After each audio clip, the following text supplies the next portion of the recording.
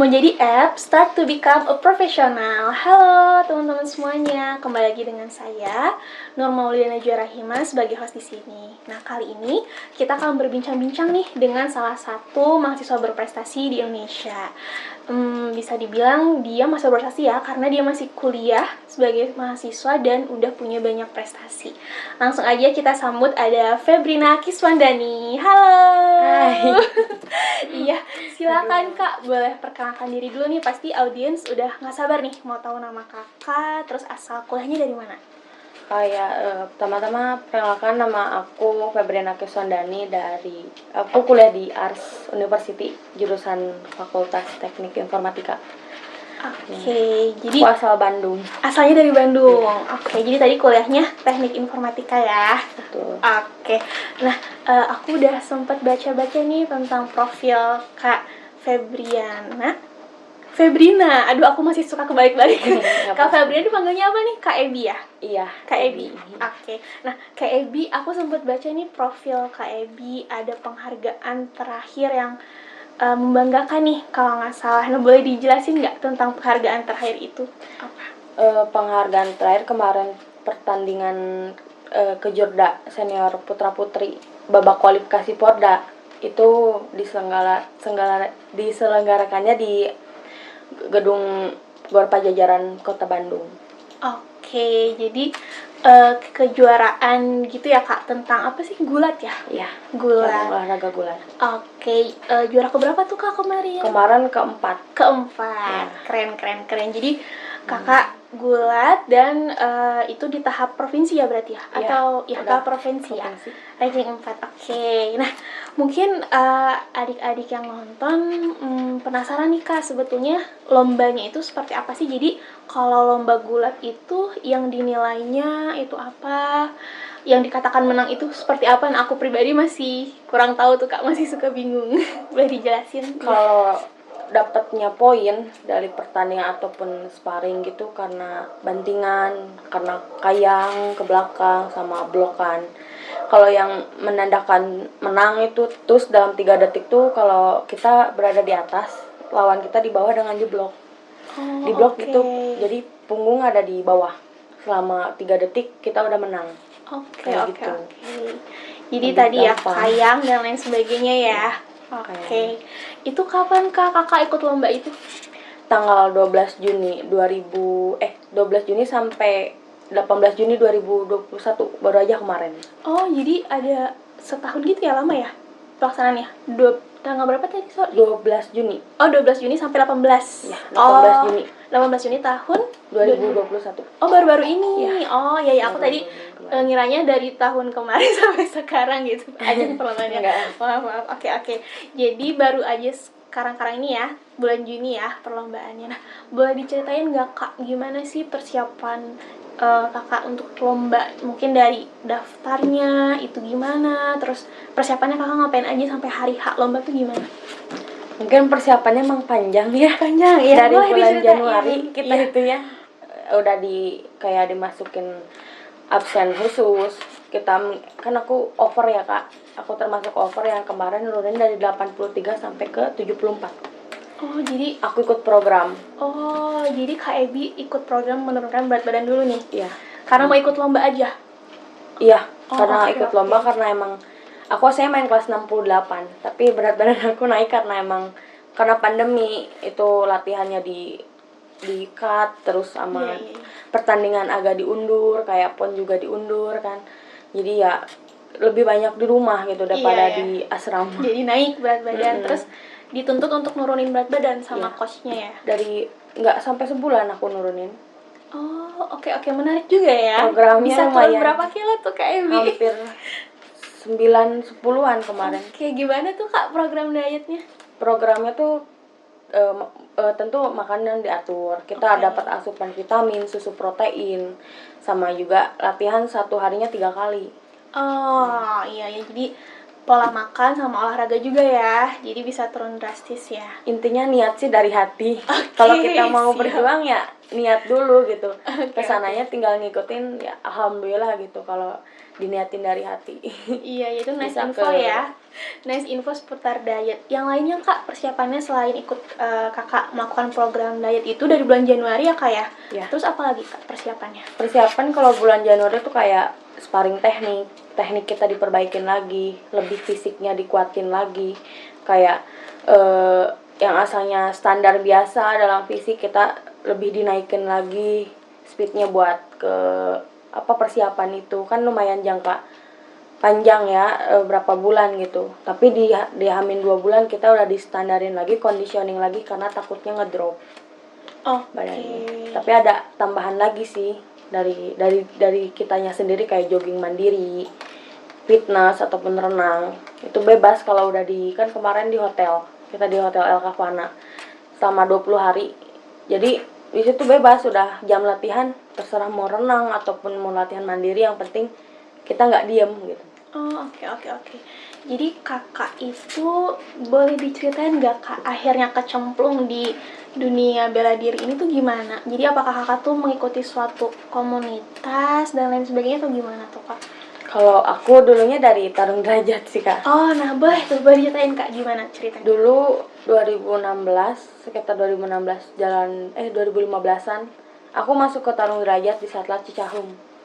Oke. Ya. Berarti lagi kelas berapa tuh Kak? Kelas 3 SMP. 3 SMP. Oke. Terus? Ya, kayak gitu. Terus karena mau pertandingan tuh, mau persiapan, semangatnya baru pertama tanding kan. Iya. Berikutan bela diri kan, namanya anak perempuan gitu ya teh.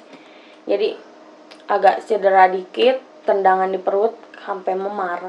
Sampai rahim, sampai pendarahan kayak gitu. Oh, sampai pendarahan. Ya, sampai HB darahku 5,6. Oke, jadi ada kejadian yang nggak diinginkan ya terjadi. Oke, berarti itu proses pemulihannya berapa lama Kak? Hampir 8 bulan. Sekitar 8 bulan aku off dulu. Oh, off dulu, nggak ikut apapun terkait olahraga dan bela diri gitu ya. Tapi ya kayak jogging gitu mah ya sering gitu. Tapi kalau buat ke fokus satu cabang olahraga enggak. Oke. Tidak boleh diliburkan dulu oleh orang tua. Iya, demi kesehatan gitu. Ya Kak ya. Iya, benar. Terus setelah itu masuk taruna itu ya? Ya. Kan waktu itu taruna dulu nih. Terus ada kecelakaan ini, nah habis itu gimana tuh Kak? Langsung udah off tuh langsung masuk SMA aku. Oh iya, SMA ya. SMA tuh jadi coach aku yang datang ke sekolah. Oh. Karena jujur aku di SMA orangnya bengal. Bengal tuh gimana tuh Kak? Jauh apa sih? Ya orangnya suka nakal gitu. Orang lain pada di dalam gitu, aku di luar. Dan aku sering pernah masuk BK itu. Nah dari situ orang-orang yang pernah masuk BK tuh dimasukin gulat. Kamu udah pada berantem di sekolah, kata guru BK tuh. Masuk aja gulat. Alhamdulillah mungkin cocok, dan dulunya juga ada basic oleh bela diri. Jadi ya udah gitu lanjut. Keenakan sampai sekarang. Sampai kuliah gitu. Sampai kuliah. Iya. Oke, itu coachnya yang dari Taruna itu ya, yang datang atau dari mana? Bukan, langsung dari kota Bandung. Oh, jadi datang untuk langsung melatih. Oh, oke. Keren. Berarti udah dari SMP ya, senang bela diri. Oke. Nah, mungkin Kak kita balik lagi nih Kak ke penghargaan yang terakhir Kak Ebi dapat nih selama kuliah ya. Nah, saat persiapan itu kan dari Januari, berarti Kakak lagi masa kuliah atau lagi masa libur kuliah? Kuliah. Lagi kuliah? Ya, kuliah, UAS, libur UAS, masuk lagi kuliah. Sambil jalannya kuliah kita latihan, kan masih online ya. Oh iya. Nah itu gimana sih Kak bagi waktunya? Kan sebenarnya mau online mau offline sebenarnya sama-sama sibuk ya kalau kuliah. Tapi di samping itu Kakak harus latihan fisik dan lain sebagainya. Nah itu gimana bagi kalau waktunya? Kan kuliah tuh pagi sampai sore. Kita latihan malam. Oh, malam. Ada jadwal malam, 3 jadwal sih sebenarnya. Iya. Senin, Selasa, Rabu, Kamis, Jumat, Sabtu. Yang sorenya tuh Senin, Rabu, Jumat. Kalau yang Selasa, Kamis, Sabtu itu malam. Tapi itu bisa nggak ikut. Kayak gitu sih. Oke, jadi tadi Kak Ebi udah bercerita gimana cara bagi waktu ya sambil kuliah dan sambil persiapan nih, latihan untuk perlombaan. Nah, di luar itu Kak, di luar persiapan lomba dan belajar untuk perkuliahan, ada kesibukan lain nggak yang Kak Ebi lakukan selain itu? Kalau kesibukan ya aku ikut organisasi forum KBPA Bandung Raya. Jadi forum komunikasi pecinta alam Bandung Raya. Oke, gitu. Berarti Bandung Raya lumayan cakupannya luas ya Kak ya? Batim masuk ke Selatan. Itu berarti organisasi di luar kampus ya? Iya. Oke. Bawaan dari SMA. Oh, dari SMA udah ikut? Udah. Aku SMA ikut Sispala. Oh, itu apa Kak? Siswa pecinta alam. Oh, tapi dalam sekolah. Tapi dalam sekolah ya. Ya. Kayak gitu. Oke, jadi ada organisasi juga di samping Kak Ebi belajar dan persiapan lomba gitu ya. Oke, nah kan tadi Kak Ebi ikut lomba, kuliah, ada organisasi juga.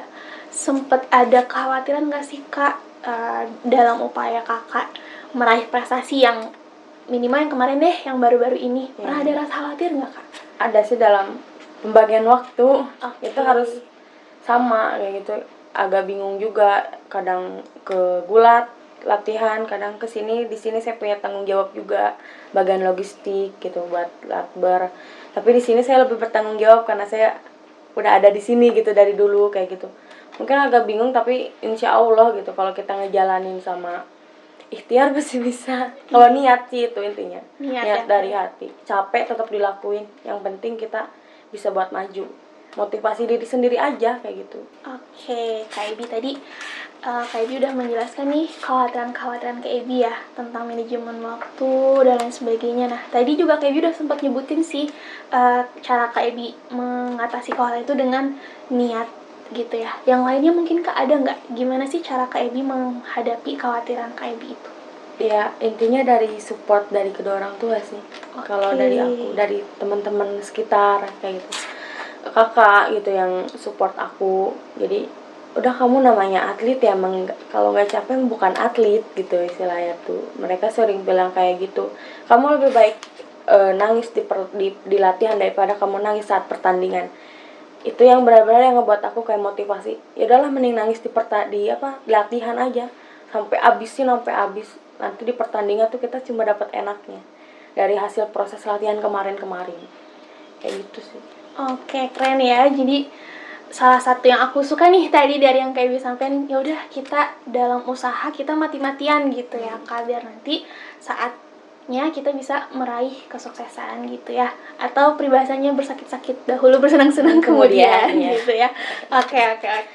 Nah, ini juga mungkin salah satu yang bisa kita petik ya adik-adik dari Kak Ebi. Nah, oke. Jadi Kak Ebi tadi punya prestasi ya, tapi di samping itu juga Kak Ebi punya kekhawatiran. Nah, mungkin pada penasaran juga nih Kak, sebetulnya Kak Ebi di dunia bela diri ini udah sering juara atau pernah gagal dulu gitu dalam proses perjalanannya, baru sekarang akhirnya sukses dan lain sebagainya. Pernah nggak sih Kak Ebi merasakan kegagalan? Pernah. Setiap atlet itu kan proses. Gagal itu wajar. Tapi dalam pertandingan tuh kita bukan kalah menang. Kalah menang itu biasa. Tapi kembali lagi sama coach, kita latihan dengan keadaan sehat, tidak cedera. Tidak mencederakan orang dan tidak cedera dalam diri kita sendiri gitu. Kalau gagal emang mungkin aku sebelumnya non medali ya Kak, di acara Popda sama kemarin. Karena tersingkirkan ada dari beberapa orang gitu. Karena dari aku juga kurang jam terbang, karena latihannya tidak maksimal, seperti itu sih. Tapi alhamdulillah kemarin di BK Porda proses aku kebayar, bisa ngebanggain pelatih, orang tua gitu, banggain diri sendiri dan motivasi. Ini belum puas, bukan baru awal gitu, baru langkah awal kayak gitu. Iya, jadi dari Kak Ebi kita bisa ambil pelajaran lagi nih, jangan cepat puas ya, dan semua itu pasti butuh proses ya, nggak ada yang instan gitu ya Kak ya. Oke, nah tadi itu sedikit cerita ya tentang kegagalan dan kesuksesan dari Kak Ebi. Nah, mungkin Kak tadi ada yang menarik nih, Kak Ebi sempat cerita juga bahwa Kak Ebi pernah nih ada suatu insiden ya yang nggak diharapkan. Iya. Gitu. Nah, Kak Ebi kok bisa sih nggak ibaratnya kayak trauma deh, udah deh aku nggak mau lagi deh bela diri, tapi kok Kak Ebi malah masih ingin gitu dan malah sekarang alhamdulillah bisa meraih kesuksesan. Kalau aku sendiri sih, ya aku perempuan gitu, tahu kodratnya gitu. Tapi ya kalau buat diri sendiri, buat hal positif, kenapa harus takut gitu. Dan aku diajarin sama papa aku gitu, kalau kamu jadi seorang yang masuk ke terjun ke bela diri, kamu nggak boleh takut. Mau siapapun lawan kamu, tetap hadapin. Mau emang resikonya dia bisa ngecederain kamu, tapi sebisa mungkin kamu nggak bisa cedera kayak gitu. Dari situ mungkin emang agak takut ya pertamanya, sampai 8 bulan nggak ikut kan, tapi kesana-sananya kok kangen kayak gitu. Yang biasanya hal yang latihan tuh kok kangen sih gitu, tapi jadi lanjut sampai sekarang. Karena kangen jadi lanjut. Iya. Barangkali udah passion ya Kak ya. Iya. Apa bela diri ini udah jadi hobi Kak Ebi dari kecil? Atau baru pas SMP aja nih muncul? Hobi sih, soalnya papa dulu juga taekwondo. Oh, dari keluarga juga ya? Ya, papa taekwondo tapi emang nggak dunia gitu, nggak internasional, tapi ada basic kayak gitu. Dari kecil jadi udah lihat papa taekwondo ya? Taekwondo sama silat kalau dulu ya. Oke, iya. Waktu masih kecil banget nih, sebelum SMP udah sempat ikut lomba-lomba atau mungkin ikut kegiatan bela diri gitu nggak Kak? Silat. Oh, silat. Kalau SD sih. Antar SD dulu kan. Oh, antar SD. Ya cuma gerakan-gerakan, nggak sparring kayak gitu. Kota Bandung sih, di SD Cikutra aku SD di situ. Oke. Bawa nama itu. Iya. Jadi bisa dibilang sebagai hobi nggak sih Kak bela diri tuh buat seorang Kak Ebi? Kalau aku sendiri ya hobi sih. Hobi ya. Kalau nggak dilakuin kangen, kalau dilakuin ya makin semangat gitu. Kayak gitu. Wow ya, ternyata kalau nggak dilakuin kangen, dilakuin makin semangat. Keren. Nah, Kak Ebi, berarti prestasi Kak Ebi berkaitan ya sama hobi Kak Ebi? Iya. Berkaitan. Iya, nah oke Kak Ebi. Tadi sempet kesebut juga nih sama Kak Ebi bahwa Kak Ebi sadar ya kodrat Kak Ebi itu sebagai perempuan gitu. Tapi untuk gulat sendiri atau mungkin bela diri ini kan dia identik dengan gender pria. Nah, gimana sih pandangan positif Kak Ebi terkait bela diri itu sendiri? Kalau pandangan positif aku, selagi kita bisa gitu buat kaum cewek nih ya, perempuan, ya lakuin aja gitu. Saya kan ada juga atlet dunia ya, Ronda Rousey. Aku termotivasi dari itu. Dia wanita tapi mantap banget gitu. Aku pun bukan bisa ngebeda-bedain gitu ya, tapi dia kembali ke rumah dengan kodratnya dia sebagai perempuan. Tapi kalau di ring berbeda lagi ceritanya kayak gitu. Oke, jadi itu role model dari Kak Ebi ya. Oke, Kak Ebi. Kak Ebi kan tadi kuliahnya tuh teknik informatika. Iya, tapi lombanya beda nih. Nggak terkait informatika ya, tapi tentang bela diri. Nah, boleh tahu nggak sih Kak, kenapa sih Kak Ebi akhirnya memutuskan kuliah teknik informatika, padahal hobi Kak Ebi bela diri nih? Mungkin di benak teman-teman yang nonton, kenapa nggak kuliah terkait olahraga dan sebagainya kayak gitu? Kalau itu waktu dulu aku ikut UTBK sama SNMPTN, nggak masuk di UPI karena harus ada operasi. Iya, karena abis cedera itu kan nimbulin kista ke aku. Dari akunya jadi kayak gumpalan kayak gitu. Nah, nggak ikut ujian-ujian, aku aslinya pengen banget di UPI EPOK, tapi nggak kesampaian, ya udahlah gitu, kita pindah aja gitu, pindah haluan, tapi tetap kita berprestasi di situ kayak gitu. Oke, emang Kak Ebi tertarik sama teknik informatika ya? Lumayan tertarik. Oke.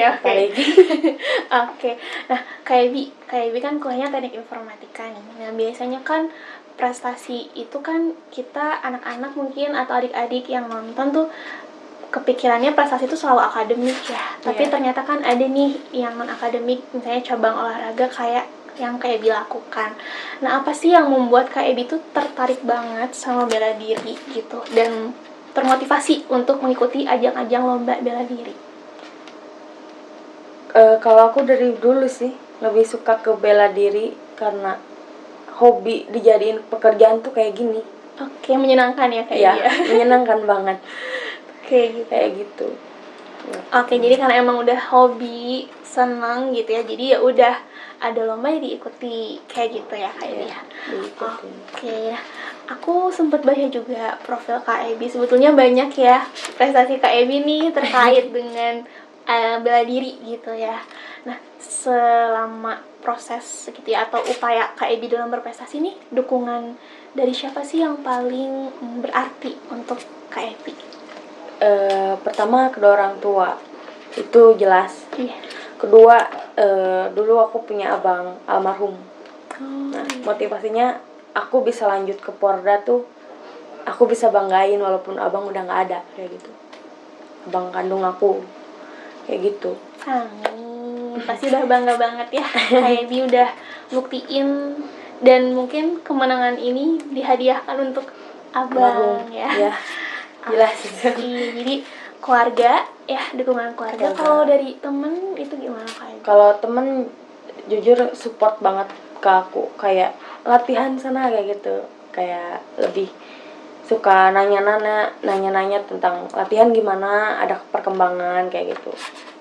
Teman, sahabat, saudara pun sama, intinya pada keluarga besar ngedukung aku di bela diri. Di bela diri. Oke. Nah, Kak Ebi tadi kuliah, ada organisasi juga, persiapan lomba juga. Sempet main gak sih Kak Ebi? Kan mungkin anak-anak atau adik-adik yang nonton tuh, wah kuliah sibuk banget ya. Ada waktu gak sih buat main? Kalau misalnya aku harus fokus lomba, fokus organisasi, kayaknya aku gak ada waktu main. Sebenarnya gimana? Kak Ebi ada waktu main gak? Ada sih waktu Ada main. ya? Aku berorganisasi tapi aku juga main. Ngambil pengalaman baru, relasi, wawasan juga masuk kayak gitu. Dan di organisasi luar juga bukan hanya sekadar kita organisasi serius-serius banget. Enggak, pasti kita main ke alam, kemana buat refreshing itu pasti ada. Kadang juga di luar sama teman-teman ya, walaupun waktunya nggak lama tapi ya seenggaknya ada waktu main. Oke, jadi tetap ada ya Kak waktu main. Bahkan tadi Kak Ebi sempat bilang juga bahwa kita berorganisasi tuh bisa sambil main juga gitu ya Kak, jadi refreshing. Nah itu ya, mungkin di bayang adik-adik tuh capek kuliah sambil organisasi, tapi ternyata fun ya, bahkan jadi tempat refreshing ya Kak ya. Betul. Oke, nah mungkin tadi Kak Ebi udah banyak cerita nih tentang keberhasilan Kak Ebi ya, dan juga ada perjalanan Kak Ebi sempat gagal dan lain sebagainya. Nah mungkin Kak Ebi boleh cerita sedikit nggak tentang perjalanan Kak Ebi nih dari awal sampai akhir ya, ada nggak peristiwa yang paling berkesan saat Kak Ebi mengikuti perlombaan yang banyak banget ngasih apa ya, pelajaran penting buat Kak Ebi? Dari kemarin, menurut aku pertandingan kemarin Pertandingan yang kemarin ya, boleh diceritain nggak Kak itu gimana? pelajaran terpenting di situ yang aku dapat ya, mungkin emang agak down dikit ya Kak. Satu juga gak bisa, waktu kemarin sempat berat badan aku tuh belum bisa turun gitu. Jadi agak stres dikit kayak gitu ya Kak, mungkin dari ceceran dari coach, tapi dari coach juga nyaranin ke aku, ini buat motivasi kamu. Aku dalam diri, oh ini juga buat kebaikan karena aku mau tanding kayak gitu. Kedua, dibarengin pertandingan kemarin ayah ibu aku positif COVID-19. Saat pandemi ya. Jadi aku orang lain sama orang tua gitu, asal bisa ketemu, aku cuma video call kayak gitu. Di situ yang ngebuat oh aku kuat kayak gitu. Di sini aku harus maju, dan dukungan dari coach sama teman-teman juga dirangkul aku di sana juga, nggak dibiarin gitu Kak. Yang ngebuat aku oh cewek harus kuat sih, anak perempuan harus kuat kayak gitu. Apalagi anak bungsu gitu. Oh, kayak anak bungsu. Ya. Oke, aduh aku jadi agak terharu gitu ya dengar kami juga agak lirih ya ceritanya. Gak apa-apa, semoga orang tua Kak Ebi dan keluarga senantiasa sehat ya Kak ya. Amin. Buat yang nonton juga ya, gitu. Oke Kak Ebi, aduh aku jadi sedih tadi dengar Kak Ebi, soalnya kayaknya dari hati banget ya, ikut terharu. Jadi kayaknya benar-benar dukungan orang tua sangat berarti banget buat Kak Ebi ya, dan perjuangannya nggak mudah. Nah itu mungkin ya yang kita bisa ambil, bahwa pasti semuanya butuh proses dan gak mudah gitu ya Kak ya. Tapi karena Kak Ebinya niat gitu ya Kak ya, jadi alhamdulillah tercapai gitu ya. Oke, Kak Ebi, coba aku jadi tambah kepo ya sama Kak Ebi. Jadi tambah penasaran nih, mungkin buat banyak orang bela diri itu tadi yang aku sempat sebutkan juga Kak, kan pasti biasanya tuh melekat sama gender pria gitu. Nah, momen apa sih yang akhirnya bikin Kak Ebi tuh tertarik banget sama bela diri sebagai seorang perempuan, dan Kak Ebi ngerasa kayak fine aja kok perempuan suka gulat atau bela diri kayak gitu? Kalau menurut aku gitu ya, aku pernah ngedengar dari kakak senior aku di organisasi, kamu harus menjadi wanita berkualitas. Oke. Karena dari situ bukan kamu yang mengajar pria, tapi pria banyak yang mengincar. Wah. Bukan dicari-cari. Itu Keren. Jadi karena itu ya dari kakak tingkat ya. ya.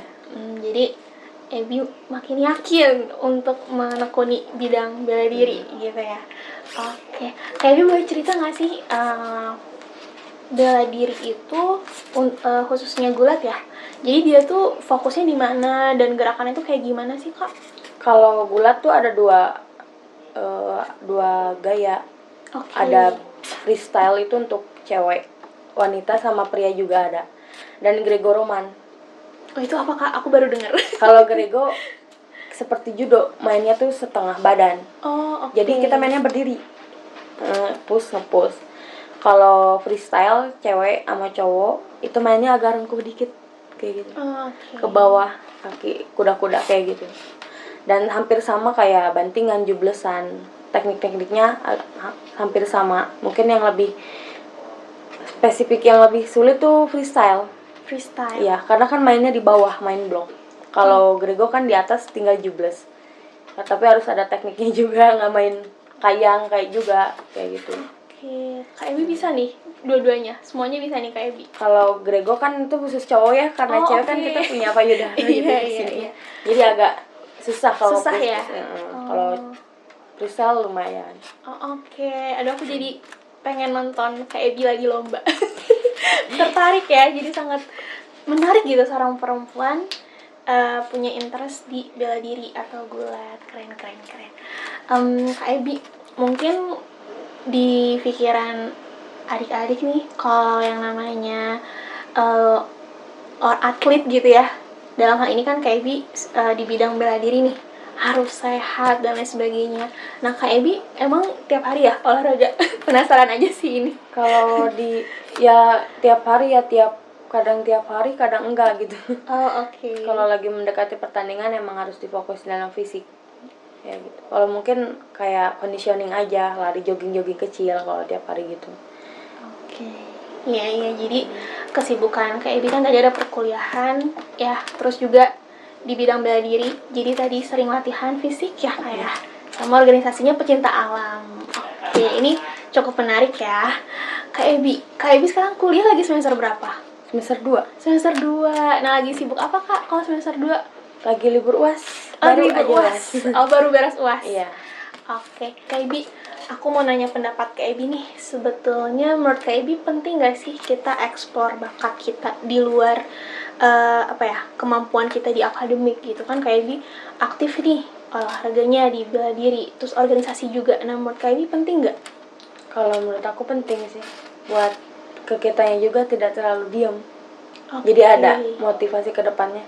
Aku harus ngelakuin apa nih? Oke. Biar ilangin rasa penasaran aja kayak gitu. Kalau ada bakat yang terpendam ya sayang juga sih.